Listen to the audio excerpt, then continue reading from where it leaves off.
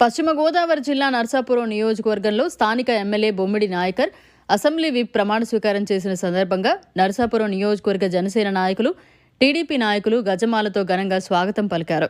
ఈ కార్యక్రమంలో మాజీ మంత్రి కొత్తపల్లి సుబ్బారాయుడు, మాజీ MLA Madhav Naidu, TDP incharge Puttur Ramaraju main road నుండి భారీ ర్యాలీతో బాణాసంచా కాలుస్తూ వైభవంగా తీసుకొచ్చారు.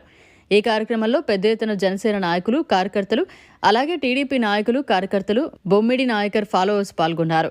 ఈ రోజు బొమ్మిడి నాయకర్ పుట్టినరోజు కావడంతో భారీ ఎత్తున కార్యక్రమాలు నిర్వహిస్తామని స్థానికులు తెలియజేయడం జరిగింది.